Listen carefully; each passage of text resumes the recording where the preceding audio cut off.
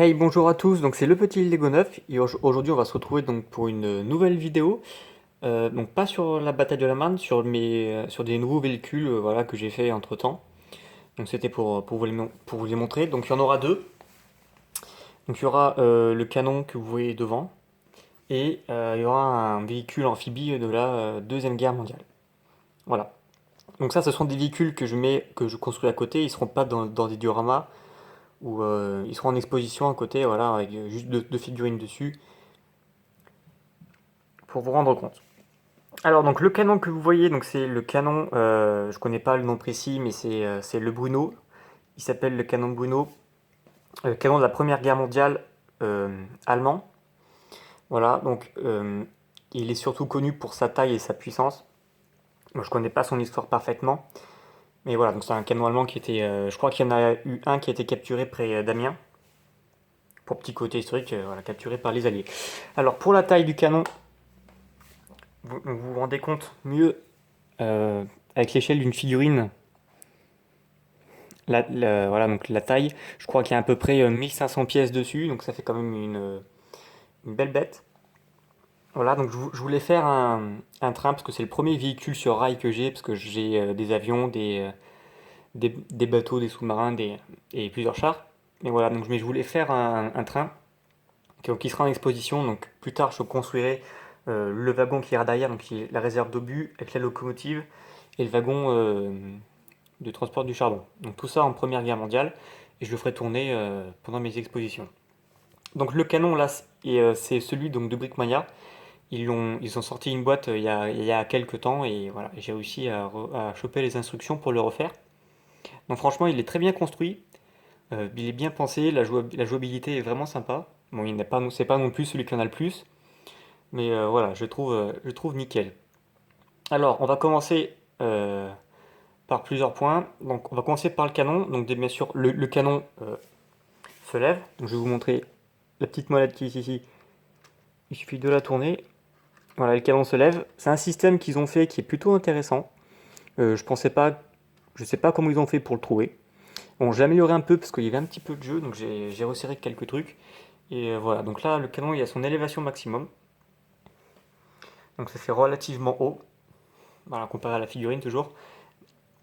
Bon voilà, et pour le descendre, c'est simple en fait, il y a un système qui passe dessous là et qui rentre, et je trouve ça assez plutôt cool. Voilà, pour une fois qu'un canon se lève, c'est très sympa. Alors bien sûr, on a les rambardes qui sont devant, donc qui peuvent se lever quand le canon, quand le canon ou le train est arrêté. Comme ça, les soldats peuvent travailler dessus, sur les rambardes. Voilà, il y en a plusieurs. Vous le mettez où vous voulez. Et quand le train va se mettre en marche, voilà, on plie la rambarde. Donc c'est tout bête. Et le train peut rouler. Donc il y a plusieurs jouabilités, notamment ici à l'arrière, ils ont fait un petit système de poulie pour rentrer pour mettre l'obus en fait. Voilà, ça représente l'obus qui se met dans la tête qui est ici, et tout le long il y a un rail, et ça coulisse tout le long, et en fait à l'intérieur c'est creux. Voilà, et on peut enlever les panneaux ici pour avoir une meilleure jouabilité dedans.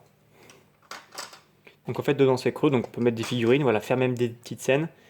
Et ils ont mis des panneaux ici qui peuvent s'enlever.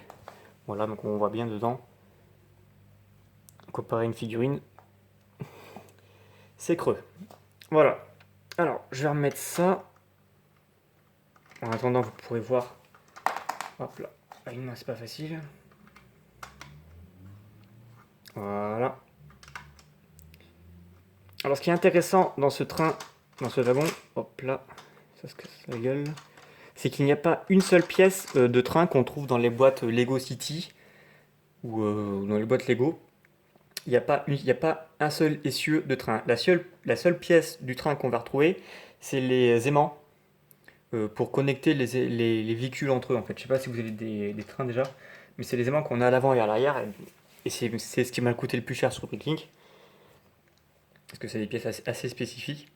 Et voilà, mais les roues, voilà, c'est que des roues techniques. Je vous les montrerai tout à l'heure, les essieux. Mais il n'y a rien de train, et c'est quelque chose que je trouve assez sympa. Donc une deuxième fonctionnalité donc, de ce canon que je ne connaissais pas, c'est que, alors déjà il se déboîte, il est juste posé sur ses roues. Voilà. Voilà, donc je vais vous montrer les essieux. Voilà, donc les essieux, comment c'est construit en fait, c'est des grosses roues. Et voilà, et la seule partie qui correspond au train, c'est les aimants. Hop, on va pas le voir là. Voilà, c'est l'aimant qui est là. Je suis un peu à l'envers. Voilà. Donc c'est la seule partie de train. Et une autre fonctionnalité qui est vraiment sympa, c'est que là, on a une base qui peut tourner et sous le rectangle, il y a des roues cachées. Ça permet donc de faire tourner le canon vraiment sans difficulté pour lui faire un demi-tour et le remettre sur les bases Voilà. Bon, là, je le remets. Il est vraiment costaud, donc ça, c'est aussi un bon point de Brickmania, c'est qu'ils ont l'habitude de faire des véhicules qui tiennent la route. Donc voilà, donc c'est un beau véhicule. Donc j'ai hâte de faire la locomotive que je vais motoriser pour le faire tourner dans mon stand d'exposition. Donc je trouve ça qui peut être assez sympa. Voilà, donc en plus on a plein de petits détails pour les figurines, donc des échelles, des petites rambardes. Donc je le trouve assez cool. Il est un peu rustique, mais j'aime bien ce style qui fait un peu ancien. Voilà. Donc dites-moi dans les commentaires ce que vous en pensez. Si vous aimez le set, si vous aimez, si vous aimez qu'ils en fassent d'autres. Voilà. Donc maintenant on va passer au deuxième véhicule. Donc on va se retrouver tout de suite. Donc le deuxième véhicule c'est le DUKW, donc c'est un véhicule donc surnommé Duck, c'est un véhicule américain utilisé donc pendant le débarquement de Normandie. Donc il servait à utiliser donc à transporter donc soit de l'équipement ou soit des soldats dedans. Donc voilà, donc c'est un véhicule amphibie, donc c'est-à-dire qu'il peut aller sur terre et aussi dans l'eau. Donc il peut se servir comme un bateau. Et voilà, donc il est utilisé donc, un peu comme une barque de débarquement, mais qui roule sur la terre. Donc c'est un véhicule que je trouve vraiment sympa, parce qu'il a un look un peu particulier. Il a une taille aussi assez imposante, et voilà, donc je voulais vraiment le faire, donc ça fait une belle pièce de ma collection. Parce qu'en janvier, donc, je commence un mock sur le diorama d'Omaha Beach, en phase de rapprovisionnement. Donc je voulais absolument avoir plusieurs véhicules comme ça, donc j'en ai fait un pour voir, pour vous montrer un petit peu comment ça donne. Donc voilà à quoi il ressemble. Donc dedans, on peut mettre donc deux véhicules, pardon, on peut mettre deux figurines à l'avant. Vous en avez une ici. Je vais vous montrer à quoi ça ressemble par rapport à une échelle. Voilà. Donc le casque arrive à peu près à l'échelle du tenant, un peu en dessous du tenant. Donc c'est la taille normale. Voilà. Donc on peut mettre deux figurines devant et à l'arrière on a une bâche qu'on peut enlever simplement que j'ai fait. Et voilà, et on peut mettre donc dedans donc tout ce qui est figurines, équipement, armes. Donc je trouve ça assez cool. Donc je pense que je mettrai ces instructions à vendre si ça vous intéresse. Voilà, donc à l'arrière, donc on a plusieurs équipements, donc des réservoirs, des sacs de sable, une poêle, un pneu. Parce que dessous en fait il y a 6 pneus, hein. J'ai mis aussi donc des flotteurs pour symboliser des flotteurs. Des petits rétroviseurs que je trouve vraiment sympa parce qu'on peut les tourner et tout. Donc je le trouve vraiment cool. Et à l'avant, en fait, ce que vous voyez ici, c'est une plaque qui peut se relever pour se protéger éventuellement des tirs de mitrailleuse. Euh, voilà, pendant qu'il débarquait sur la plage. Donc c'est pas un véhicule d'assaut, hein, c'est plus un véhicule comment dire, de soutien, donc de réapprovisionnement.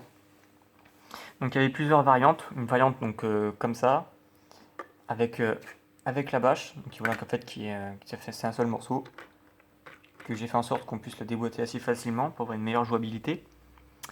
Et il y avait j'ai vu une version avec un canon anti-aérien au milieu, en tourelle un peu. Donc voilà, donc je pense que j'en ferai encore quelques-uns. Voilà, donc dites-moi ce que vous pensez de ce véhicule. Si vous éventuellement des véhicules du débarquement qui étaient un petit peu bizarres, parce que j'aime bien tout ce que le côté un peu étrange des véhicules, là, l'invention militaire, ça me plaît beaucoup. Donc dites-moi ce que vous en pensez, si vous avez des idées de prochains véhicules. Euh, pour information, la vidéo sur le sous-marin sortira soit la semaine prochaine, soit dans 2 semaines, mais elle arrive très bientôt. Voilà, et ces instructions aussi seront bientôt disponibles. Je travaille dessus, ça me prend énormément de temps. Voilà, donc dites-moi ce que vous en pensez. Je vous souhaite une bonne journée et je vous dis salut!